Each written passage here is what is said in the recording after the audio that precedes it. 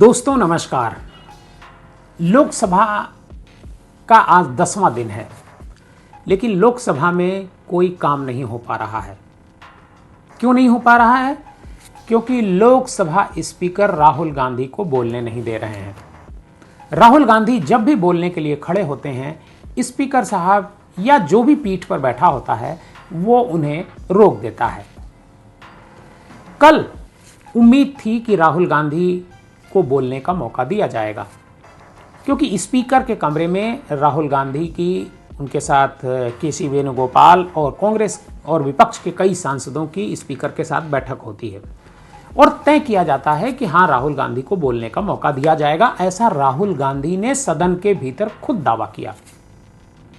लेकिन जैसे ही वो सदन में खड़े होते हैं और कहते हैं कि स्पीकर साहब ने खुद मुझे बोलने का मौका दिया, कहा मैं आपको बोलने दूंगा, तभी सदन की कार्रवाई आगे बढ़ेगी।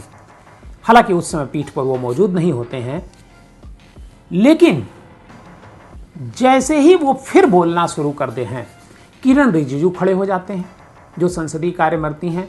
वो पूरा घटनाक्रम बताने लगते हैं। वो बताते हैं कि जब स्पीकर के साहब के साथ राहुल गांधी जी की बैठक हो रही थी, उसी दौरान वह भी स्पीकर के कमरे में पहुंचते हैं और ऐसा कोई आश्वासन स्पीकर की तरफ से नहीं दिया गया कि सदन में राहुल गांधी को बोलने का मौका दिया जाएगा। अब आप सोचिए कि राहुल गांधी एलओपी हैं, लीडर ऑफ अपोजिशन। संसद एक गुलदस्ता है। इस गुलदस्ते में सत्ता पक्ष के लोग भी हैं और विपक्ष के लोग भी हैं, क्योंकि जनता सत्ता पक्ष को भी चुनती है और विपक्ष को भी चुनती है, दोनों को चुनती है और संसद भेजी है चुन करके। और संसद के भीतर दोनों को अपनी बात रखने का राइट है। फैसला तो जो सरकार चाहेगी, जो स्पीकर चाहेंगे वही होगा, लेकिन जनता के मुद्दे अगर विपक्ष नहीं उठाएगा तो अगली बार सत्ता में कैसे आएगा? तो राहुल गांधी बताना चाहते हैं कि चीन किस तरीके से जो भारत की सीमा पर कब्जे कर रहा है, अवैध तरीके से कब्जे कर रहा है, वो इसके बारे में डिटेल में बताना चाहते हैं।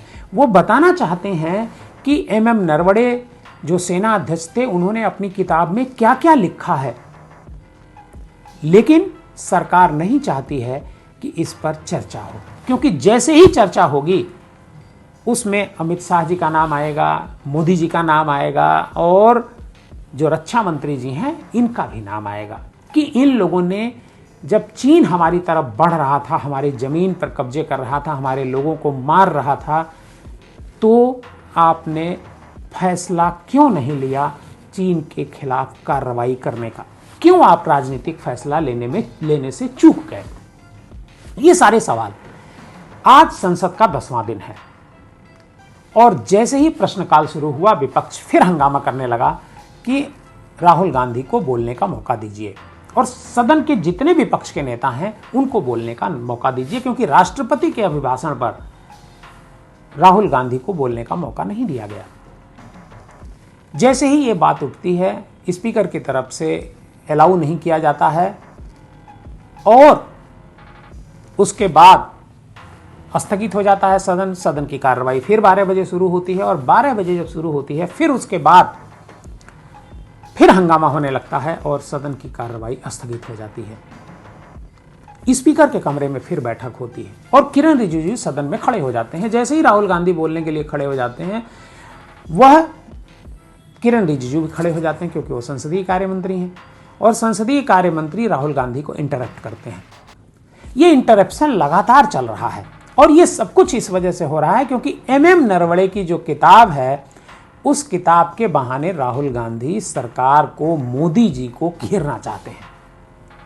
और इस बीच सरकार ने एक और काम कर दिया। कल दिल्ली पुलिस ने कल एक एफआईआर लिख ली और कहा गया कि ये जो किताब राहुल गांधी सदन के भीतर दिखा रहे हैं, वो पेंगुइन प्रकाशन ने अभी तो प्रकाशित ही नहीं की है, क्योंकि वो 2024 से वेटिंग में है पीएमओ से, इस इंतजार में कि उसे परमिशन दी जाए या न दी जाए। और जैसे ही एफआईआर होती है, पेंगुइन की तरफ से कहा जाता है कि हमारी तरफ से अभी तक किताब पब्लिश नहीं की गई है, पब्लिश करके पब्लिक में नहीं डाली गई है। और ये भी कहा जाता है कि न तो पब्लिक में डाली गई है और न ही इसका कोई PDF फाइल या कोई डिजिटल सर्कुलेशन किया जा रहा है या सेल किया जा रहा है। अगर पेंगुइन ये कह रहा है तो राहुल गांधी के पास वो किताब कहां से आती है जिसमें पेंगुइन का नाम लिखा होता है? इसका मतलब ये साफ है कि पेंगुइन ने वो किताब प्रकाशित कर ली है और प्रकाशन करने के बाद वो इंतजार कर रहा है कि परमिशन मिल जाए। और राहुल गांधी ने तो यहां तक कहा था कि ये किताब विदेश में बेची जा रही है। सदन में क्या हुआ, राहुल गांधी ने क्या कहा और किरण, ये दोनों आप सुनिए। 1 घंटा पहले स्पीकर साहब के पास हम गए, मैंने, मेंबर ऑफ द हाउस में, and speaker committed to us, personally committed to us, that I will be allowed to speak here and raise some points before the budget discussion. Now, you are going back on your word. So I'd like to know, am I allowed to speak those points or not?